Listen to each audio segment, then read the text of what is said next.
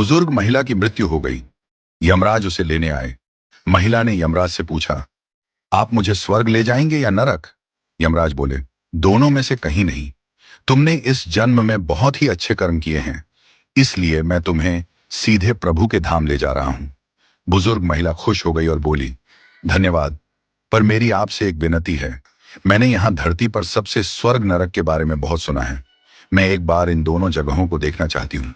यमराज बोले, तुम्हारे कर्म अच्छे हैं, इसलिए मैं तुम्हारी यह इच्छा पूरी करता हूँ। चलो, हम स्वर्ग और नरक के रास्ते से होते हुए प्रभु के धाम चलेंगे। दोनों चल पड़े। सबसे पहले नरक आया। नरक में बुजुर्ग महिला ने जोर जोर से लोगों के रोने की आवाज सुनी। नरक में सभी लोग दुबले पतले और बीमार दिखाई दे रहे थे। महिला ने एक आदमी से पूछा, यहां आप सब लोगों की ऐसी हालत क्यों है? आदमी बोला, तो और कैसी हालत होगी? मरने के बाद जब से यहां आए हैं, हमने एक दिन भी खाना नहीं खाया। भूख से हमारी आत्माएं तड़प रही हैं। बुजुर्ग महिला की नजर एक विशाल पतीले पर पड़ी, जो कि लोगों के कद से करीब 300 फुट ऊंचा होगा। उस पतीले के ऊपर एक विशाल चम्मच लटका हुआ था। उस पतीले में से बहुत ही शानदार खुशबू आ रही थी। बुजुर्ग महिला ने उस आदमी से पूछा, इस पतीले में क्या है? आदमी मायूस होकर बोला, ये पतीला बहुत ही स्वादिष्ट खीर से हर समय भरा रहता है। बुजुर्ग महिला ने हैरानी से पूछा, इसमें खीर है, तो आप लोग पेट भर के ये खीर खाते क्यों नहीं? भूख से क्यों तड़प रहे हैं? आदमी रो रो कर बोलने लगा, कैसे खाएं? ये पतीला 300 फीट ऊंचा है।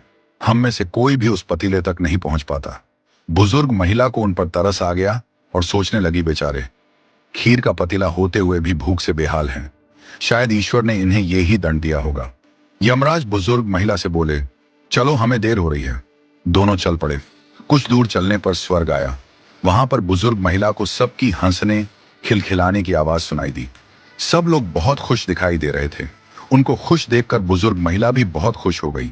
पर वहां स्वर्ग में भी बुजुर्ग महिला की नजर वैसे ही 300 फुट ऊंचे पतीले पर पड़ी जैसा नरक में था। उसके ऊपर भी वैसा ही चम्मच लटका हुआ था। बुजुर्ग महिला ने वहां लोगों से पूछा, इस पतीले में क्या है?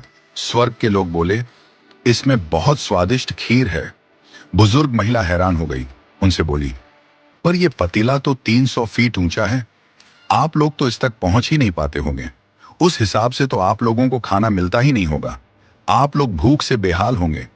पर मुझे तो आप सभी इतने खुश लग रहे हो, ऐसे कैसे? लोग बोले, हम तो सभी लोग इस पतीले में से पेट भर के खीर खाते हैं। महिला बोली, पर कैसे? पतीला तो बहुत ऊंचा है।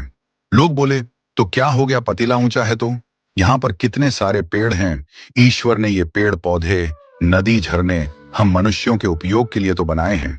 हमने इन पेड़ों की लकड़ियां ली, उसको काटा, फिर लकड़ियों के टुकड़ों को जोड़ के विशाल सीढ़ी का निर्माण किया।